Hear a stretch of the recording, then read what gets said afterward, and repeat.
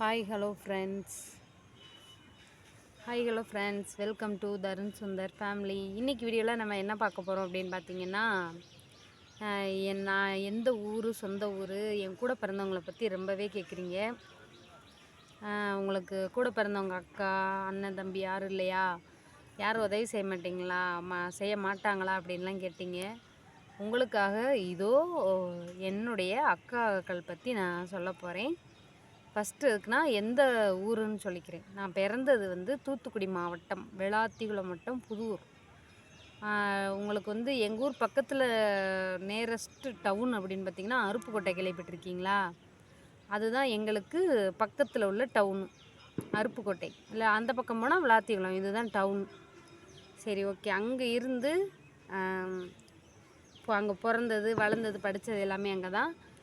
என் கூட பிறந்தது வந்து 2 அக்கா. எங்கள் அம்மா வந்து இப்போ இல்லை, அம்மா இறந்து போச்சு. அப்பாவுக்கு வந்து 73 வயசு ஆகுது. அவர் அப்படியே சிவனடியாராக அப்படியே ஊர்வலம் வந்துக்கிட்டு இருக்கார். பொம்பளை பிள்ளைங்கிறதுனால யார் வீட்டிலையும் இருக்க அவருக்கு மனசு ஒத்துக்கலை, சம்மந்தக்காரர் வீடுன்ற மாதிரி. அதனால் இப்படியே இருக்கிறாரு. சரி, இப்போ எங்கள் அக்காங்கள் பற்றி நிறைய கேட்குறீங்க. அக்காக்கள் பற்றி சொல்கிறேன், அவங்க குடும்பத்தை பற்றியும் சொல்கிறேன். அதுக்கப்புறம் நீங்கள் அவங்க ஏன் எனக்கு உதவி செய்ய முடியாத சூழ்நிலை அப்படிங்கிறத நீங்கள் தெரிஞ்சுக்கோங்க. முதல் அக்கா என்னைய விட 10 வயசு மூத்தது, பெரியக்கா. பெரியக்கா வந்து 10 வயசு மூத்தது. சின்ன பிள்ளையிலேருந்து உழைக்கத்தான் செய்யுது. அது வந்து இன்னும் உழைச்சிக்கிட்டு தான் இருக்குது. சின்ன பிள்ளையிலேருந்துனா எனக்கு தெரிஞ்சு எங்கள் அக்கா 5வது வரைக்கும் தான் படிச்சிச்சு. அப்போ ஒரு 10 வயசுலேருந்தே எங்கள் அக்கா வந்து வேலை பார்த்துக்கிட்டு இருக்கு. 10 வயசுலேருந்து வேலை பார்த்துச்சு. 19 வயசில் எங்கள் அம்மா கட்டி கொடுத்துருச்சு. எங்கள் அக்காவை கட்டி கொடுக்கும்போது எனக்கு 10 வயசோ 9 வயசோ இருந்துச்சு. சின்ன பிள்ளை தான். 2வது அக்கா வந்து என்னை விட 6 வயசு மூத்தவங்க. இப்போ 2 அக்காவுமே என்னை விட மூத்தவங்க தான், ரொம்ப வயசு டிஃப்ரெண்ட்டு தான். சரி, இப்போ பெரியக்காவுக்கு 3 பிள்ளைங்க. எங்கள் அம்மா வந்து பக்கத்து ஊர்லேயே கட்டி கொடுத்துருச்சு. ஏன்னா எங்கள் அம்மா வந்து எங்கள் அக்காவை கட்டி கொடுக்கும்போது நல்ல வசதியாக இருந்தோம். நல்ல வசதினா அந்த காலத்துக்கு ஏற்ற வசதி. சாப்பாடுக்கெலாம் கஷ்டம் கிடையாது. ஆனால் எங்கள் அம்மா வந்து வேலை பார்த்துக்கிட்டே தான் இருக்கும். எங்கள் அம்மா சும்மா இருக்காது. எங்கள் அம்மா வந்து பகலில் வந்து கொத்த வேலைக்கு போகும், கொத்தனார் வேலைக்கு, சித்தாள் வேலைக்கு, அந்த மாதிரி வேலைக்கு போகும். காட்டு வேலைக்கு போகும். காட்டு வேலை இல்லைன்னா கொத்தனார் வேலை, கொத்தனார் வேலை இல்லைன்னா காட்டு வேலை, இந்த மாதிரி மாற்றி மாற்றி போகும். நைட்டு 6 மணி ஆயிடுச்சு அப்படின்னா எங்கள் ஊரில் ஒரு சினிமா கொட்டாயி இருக்குது. அந்த கொட்டாய்க்கு வெளியில் எங்கள் தாத்தா பெட்டி கடை வச்சுருந்தார்.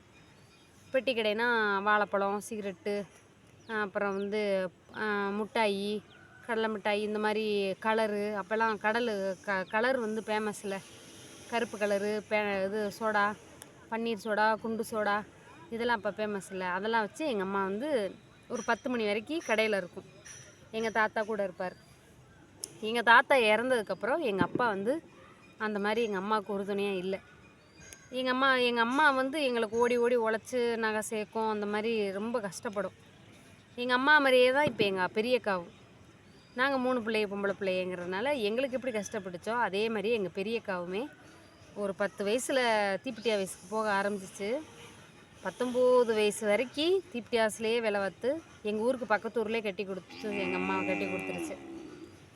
போக வர வந்துக்கிறலாம், நமக்கு ஆம்பளை பிள்ளை இல்லைல, அதனால் நம்மனா போக வந்துக்கிறலாம் அப்படின்ட்டு பக்கத்து ஊர்லேயே கட்டி கொடுத்துச்சு. நல்லா இருந்தாங்க.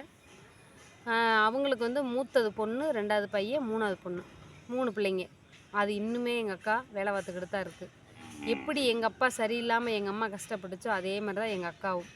எங்கள் அம்மா எப்படி கஷ்டப்பட்டுச்சோ அதே மாதிரி தான் எங்கள் பெரியக்காவும். சரி, சின்னக்கா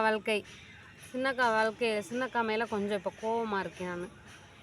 எதுக்குன்னு கேட்டிங்கன்னா, ஏன்னா அவங்கள பற்றி நான் சொல்கிறதுக்கு ஃபஸ்ட்டு அது ஒருத்தருடைய பர்சனல்.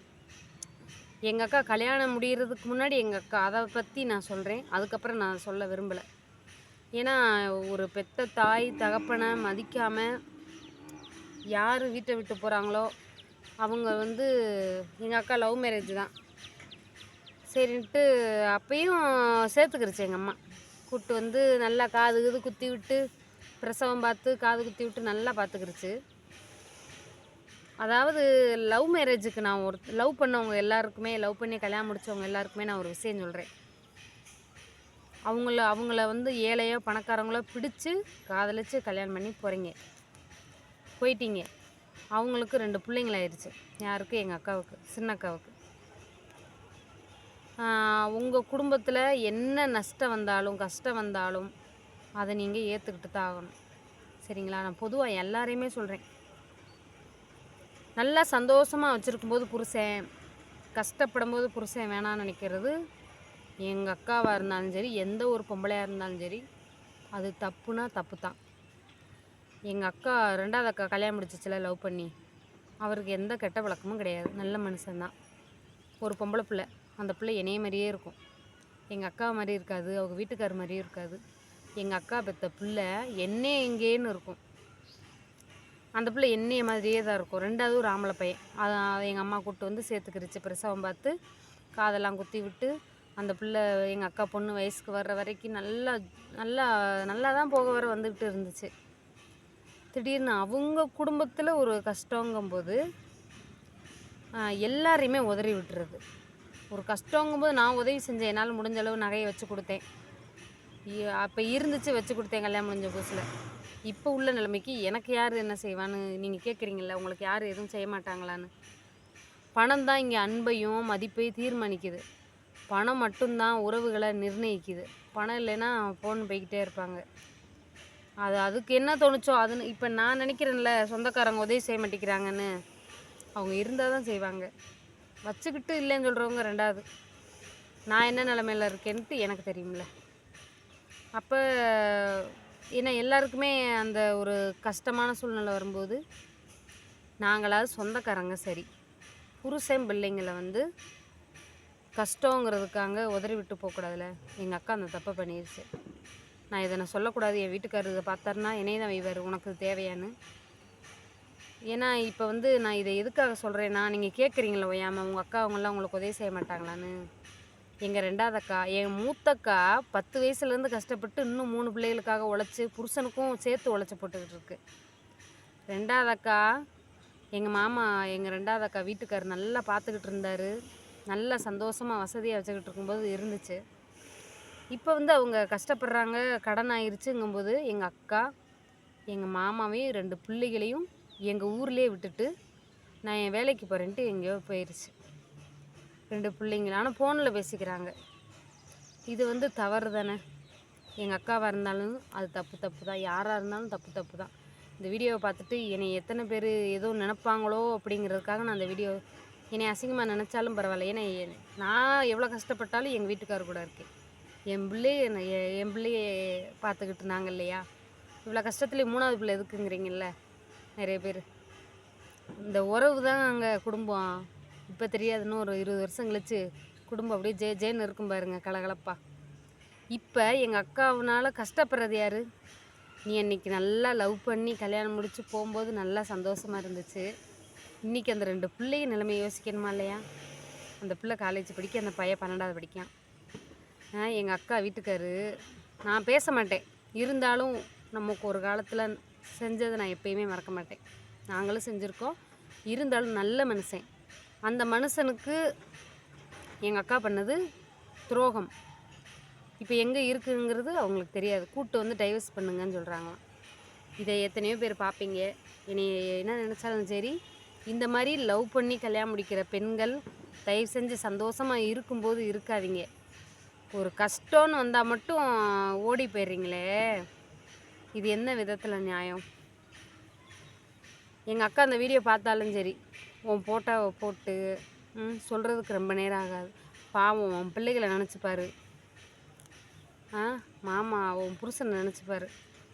அவங்க வீடியோ பார்ப்பாங்களா பார்க்க மாட்டாங்களான்னு தெரியாது. இந்த விஷயம் நடந்து ஒரு 3-4 மாதத்துக்கு மேலே ஆச்சு. இருந்தாலும் நான் ரொம்ப நாளாக சொல்லுவோமா வேண்டாமான்னு. ஏன்னா ஏன் இப்போ உள்ள பெண்கள் இப்படி இருக்காங்கன்னு தெரில. நல்லா அவங்கள நல்லா சொகுசாக வச்சுக்கிட்டா இருப்பீங்க. கஷ்டம்னு வந்தால் அப்படி பிள்ளை குட்டி புருஷன் யாரும் முக்கியம் இல்லைன்னு போயிடுறது. இந்த புருஷன் தான் அன்றைக்கி உங்களை நல்லா பார்த்துக்கிட்டார், மகாராணி மாதிரி. இந்த வீடியோ வந்து முழுக்க முழுக்க என் அக்காவுக்காக. இப்போ சொல்லுங்கள், பெத்த பிள்ளைங்க கட்டின புருஷனுக்கே உதவி செய்யாத அக்கா எனக்கு எப்படி செய்யும்? மூத்தக்கா அவங்க 3 பிள்ளைகளுக்கே பார்க்க நேரம் இல்லை. எனக்கு எப்படி பார்ப்பாங்க?